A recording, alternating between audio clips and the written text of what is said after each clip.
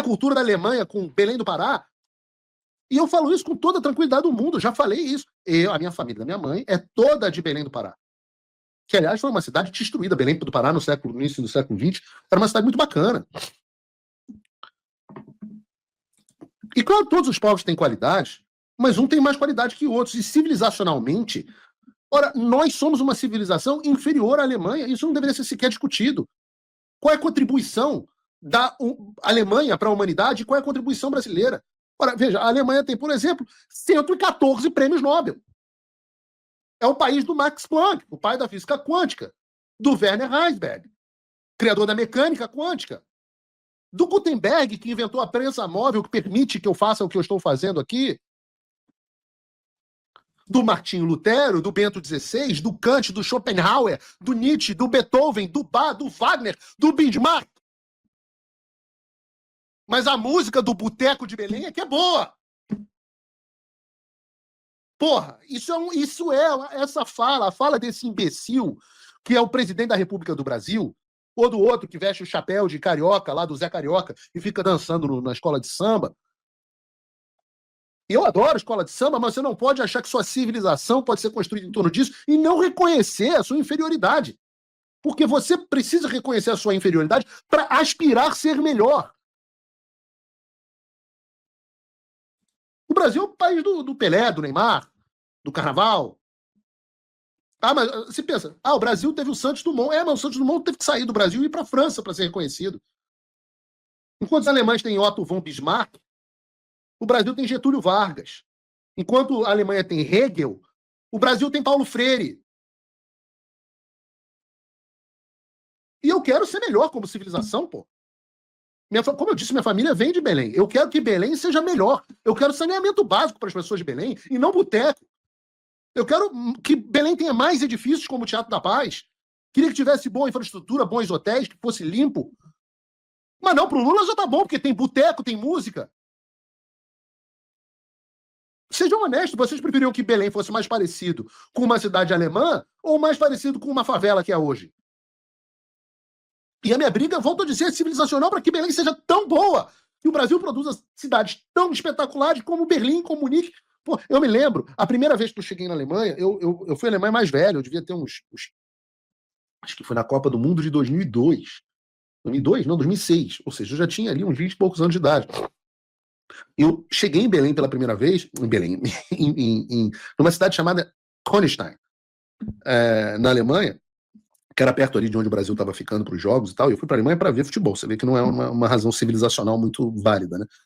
E aí cheguei lá e eu me lembro de olhar a Alemanha e falar assim, caramba, os Estados Unidos são uma bosta. Porque não havia, cara, um cuspe na rua. Não havia, assim, uma cinza na rua. Parecia de mentira. As casas pareciam feitas de chocolate. Isso foi uma viagem icônica para mim, porque eu conhecia muito bem os Estados Unidos, eu tinha passado muito tempo aqui, estudado aqui e tudo mais, e fui para a Alemanha e falei, puta, os Estados Unidos são uma bosta. Aí peguei o carro e fui da Alemanha para a Suíça. Aí comecei a achar a Alemanha uma bosta. E aí depois você pega o carro e entra na Itália e você vê, não, na verdade a Itália é uma bosta, pô, e a Alemanha e a Suíça são do cacete.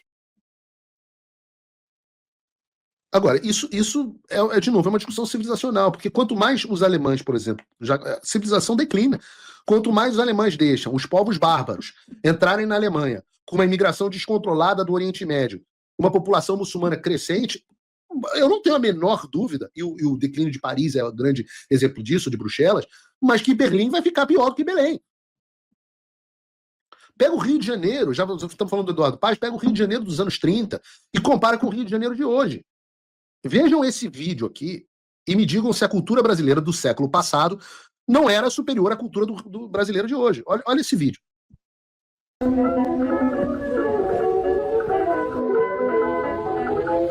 Vejam essas pessoas. Olha que cidade bonita. Pessoas bem vestidas. Arquitetura. Não, visualmente o Rio de Janeiro é a cidade mais espetacular do planeta, não tem nada igual.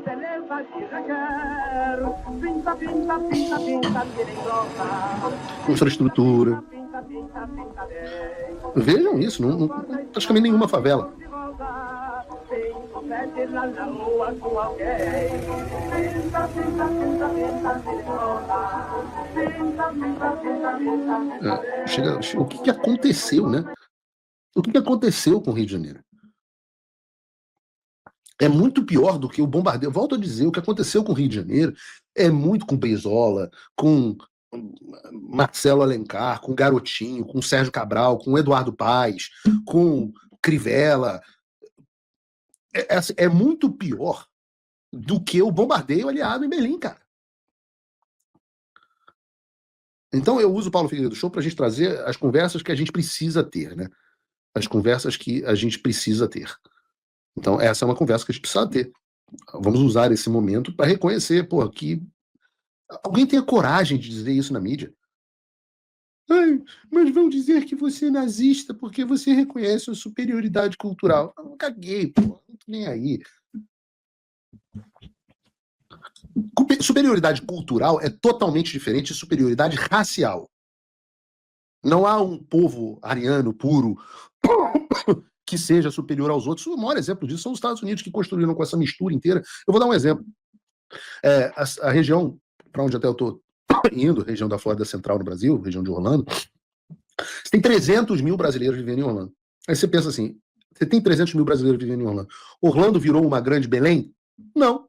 Os brasileiros vão para Orlando, respeitam a lei e a ordem, vão lá, mantêm as coisas funcionando, constroem bons empreendimentos, constroem bons restaurantes, são membros produtivos da sociedade. Mas são as pessoas que vão para Orlando têm mais dinheiro. Nem todas. Você pega Framingham, Massachusetts, é um lugar de imigrantes brasileiros mais pobres, e você vai para Framingham, e Framingham é bonito e prospera. Então, é claro que o nosso povo é capaz de produzir civilização. Só não enquanto nós tivermos um presidente que coloca boteco e saneamento básico no mesmo grau. Aliás, saneamento básico e coleta de lixo num patamar inferior à coleta de lixo. Enquanto a foca retardado da Globo News fica, não, como pode achar um povo superior ao outro? Todos os povos são iguais. É nazista alguém que considera que um povo esteja superior ao outro. Vamos falar sobre política brasileira falando nisso. Isso aqui é a nossa briga civilizacional. A gente já está com 1h10 de programa, então eu vou deixar essa pauta para amanhã. E vou falar com vocês sobre outro assunto rapidinho, que esse eu não posso deixar de falar no programa.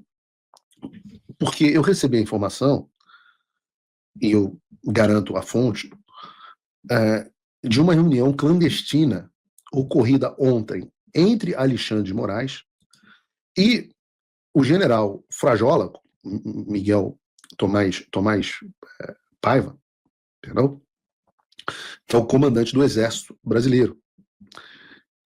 Na casa do comandante do Exército Brasileiro e com a presença do ministro Zé Múcio.